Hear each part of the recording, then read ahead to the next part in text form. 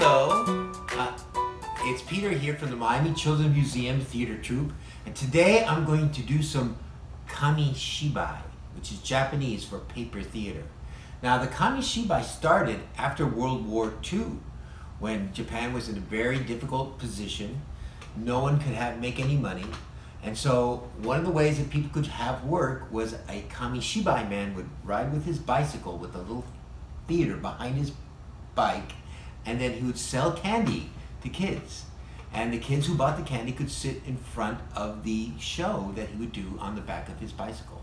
And that's what this is, Kamishibai. Let me just open it up here. This is the story of Momotaro, the Peach Boy. Once upon a time, in a small village, there lived an old man and an old woman who had no children. One day, the old man went up to the mountain to gather firewood, and the old woman went to the river to wash clothes. Ja-boom, ja-boom, ja-boom, ja-boom. The old woman was scrubbing her clothes when suddenly she saw an enormous peach floating down the river towards her. Zik-boom-boom, go-boom-boom, zik-boom-boom, go-boom-boom, zik-boom-boom. It seemed to say as it bobbed up and down the water. How happy the woman was to see such a luscious piece of fruit coming her way. She pulled it out of the water and carried it home. What a delicious looking peach! Shall we cut it up and eat it? Just as the old man and the old woman said this, the peach split open. Hoya! Hoya! Hoya! Out stepped a beautiful baby boy. The old man and old woman were filled with joy. As the baby was born from a peach, they named him Momotaro, which means peach boy. The old couple looked at the baby and said, "Dear little Momotaro, please grow as fast as you can." They fed him 1 bowl of rice, and he grew. They fed him 2 bowls of rice, and he grew even more. Momotaro grew bigger and stronger day by day. But you know what? After Momotaro ate, he just slept.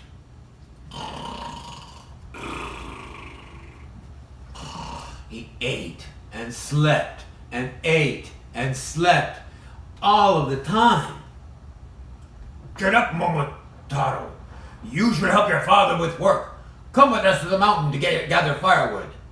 The villagers came by to get Momotaro on their way to the mountain, but he was fast asleep. They came by on the next day, but he still did not get up. Then they came back on the next day, but he did not budge.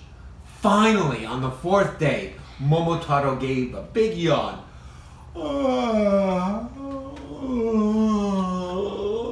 and started off for the mountain. Then he pulled out a big tree with his bare hands and carried it home on his shoulders. Oh, look! Momotaro brought back a huge piece of firewood. The old man and the old woman and the villagers were amazed. How strong Momotaro is! But one day, when everything seemed peaceful, boom! Thud! Boom! Thud! Boom! Thud! Boom! Thud! A horrible, sickening smell blew toward the village, and suddenly a band of wicked ogres appeared. They destroyed the crops and carried off the young women and children. And where was Momotaro? Well, that he was fast asleep and did not hear a thing.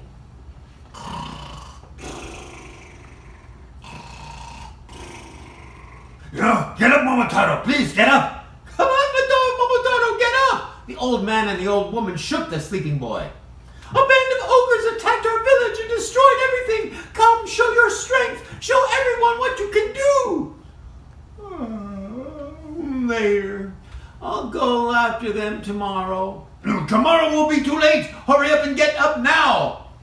Momotaro slowly opened his eyes and said sleepily to the old man and old woman, "I will go to the Ogre Island to conquer the wicked ogres, but first, make me some millet dumplings."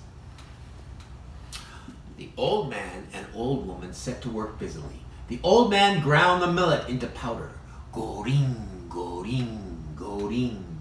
And the old woman made 3 giant dumplings for Momotaro. "Thank you, father and mother. Well, I'm off on my journey." "Goodbye, Momotaro. Please come home safely." Momotaro had not gone far when a dog came up to him. "Where are you going, Momotaro?" "I'm going to Ogre Island to conquer the ogres. They took the young women and children from my village, and I'm going to get them back." "What's in that sack hanging from your belt?" "The best millet dumplings in all of Japan." "Please give me one and I'll join you." "Well, I can't have a whole one, but here, I'll give you half." Momotaro and the dog were walking along together when a monkey scampered up. "Where are you going, Momotaro?" "I'm going to Ogre Island to conquer the ogres. They took the young women and children from my village, and I'm going to get them back."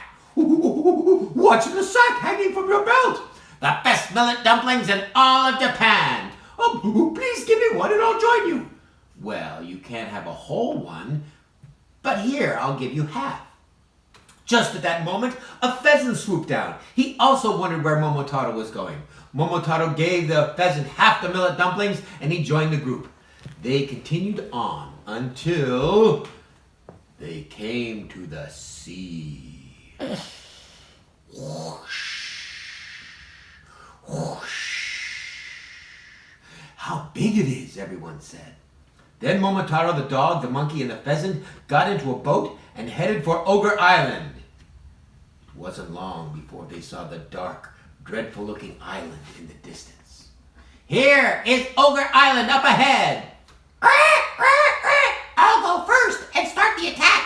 Saying this, the pheasant swiftly flew off. When the pheasant got to the ogre's fortresses, he took the ogre guarding the big iron gate by surprise and began to peck at his eyes. "Ow! Ow! Help!" The ogre fell on the ground. When he saw this, the monkey jumped off the boat and scurried up the wall onto the fortress to open the gate.